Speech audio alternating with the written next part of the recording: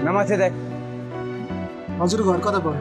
मेरो पुरानो कालीबिटी हो दाइ। काठमाडौँ नै हो? हजुर। अहिले चाहिँ अहिले पञ्चेटार मञ्चटार हुने कता हो? यहाँ अलिकति टोकाभन्दा सपन्ती हाइट। हजुर के गर्नुहुन्छ? म ड्राइभिङ काम गर्छु दाइ। कहाँ ड्राइभिङ गर्नुहुन्छ? म सरकारी पनि चलाएँ, ओल्ड मर्चेन्ट बैङ्कको गाडी पनि चलाएँ, तर के गर्ने भाग्यले साथ दिएन, थाहै हुन सकेन। कति वर्ष भयो हजुरले ड्राइभिङ काम गर्छ? मैले गरेको अब लगभग 34 वर्ष भयो गाडी चलाएको। पेसामा चाहिँ कस्तो छ त भाइ अहिलेको खै कन्डिसन भनौँ भने अब काम चाहिँ टाइटै हुन्छ, अलिक कमाइ चाहिँ कमै छ। 30-35 धेरै धेरै काम छ, गाह्रो भयो भने बढी पनि हुन्छ, 40 पनि हुन्छ। 30-35 हजार चाहिँ हुन्छ। हजुरलाई क्या विदेश जाने सोच आएन कहिले पनि? आएको थियो, बुवाले रोक्यो मलाई।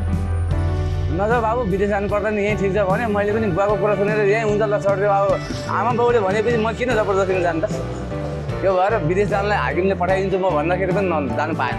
तपाईँले त यहाँ नेपालमै बसेर आफ्नो व्यवसाय राम्रो तरिकाले गर्नुभयो, राम्रो तरिकाले 35,000 कमाउनको लागि बाहिर जानु पर्ने जरुरी त देख्नु भएन। छैन 30-35,000 त कमाउन सकिन्छ। अब अहिलेका युवा केटाहरू, अहिलेका जेनजी युवा पिँढीहरू चाहिँ विदेश जाने चाहिँ एउटा ट्रेन लहर चलिरहेको छ नि, तिनीहरूको लागि चाहिँ के भन्न चाहनुहुन्छ हजुर? अब गएर राम्रो ठाउँमा पऱ्यो भने त ठिकै छ, गएको राम्रै हो होइन, कमाउँछ भनेर गएको हो, तर बिग्रिने लाइनमा राम्रो ठाउँमा पर्नु पऱ्यो। यहाँ सोचे जस्तो उहाँ पनि हुनु पऱ्यो। त अलमोस्ट मान्छे नै भेटिँदैन अरे गाउँमा अहिले विदेश जानेको ट्रेन छ। अब यस्तै गरी सबै विदेश गयो भने हजुरले जस्तो गए हुन्छ भने जस्तो भयो भने त देशै खाली हुन्छ त। होइन त्यो सबै जान्न भन्ने पनि छैन नि, कोही कोही त यहीँ पनि बस्छ नि। हजुर होइन म सकेसम्म त आफ्नै देश नछोडौँ, हजुर दाजुभाइ नछोडौँ नेपाली, त्यही भन्न चाहन्छु। अरू मान्छे आएर यहाँ काम लाएर हामीलाई काम लाएर उनीहरूले कमाएर लगिरहेको होइन त। हामीले त्यो काम लाउने पैसा चाहिँ नाफा आएको सबै उसले जाने, त्यो त पनि गरिरहेको। अब हामी ज्यामी नोकरको नोकर उनीहरू पो सब हुन आयो त। मान्छे यहाँ कति पैसा कमाएर लान्छ लगिरहेको लान्छ लान्छ मजाले त्यत्तिकै आउँछ भने। अब हाम्रो 160 कमायो भने उनीहरूको सही हुन्छ, तै पनि उनीहरू रमाएका छन्, यहाँ कमाएकै छन्।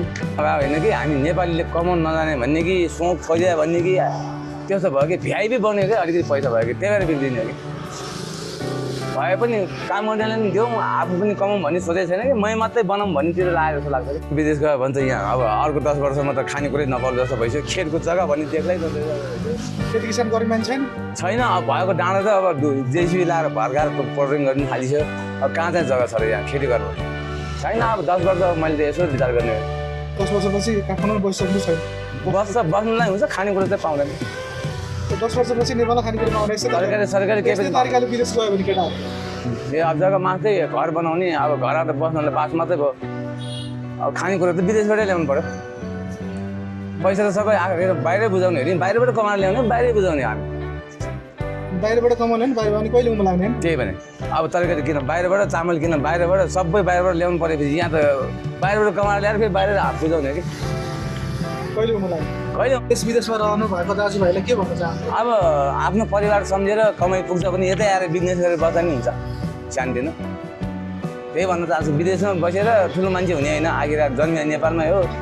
हामी के छ र हामीसँग एउटा एकमुठीको सास छ, लानु के छ र विदेश बसेर परिवारसँग छुटेर बसेर। त्यही भने परिवारसँग माया मारेर बस्नु छ। आखिर जति कमाए पनि छोड्नै पर्छ हामी जिन्दगी। भन्छु राम्रै होस्, राम्रै सोचाइ आओस्, विदेश छ भने नेपाल आओस्, यही काम गरेर खाऊँ। बस्छौँ है। हजुर हस् धन्यवाद है दाजु। थ्याङ्क यू है त हस्।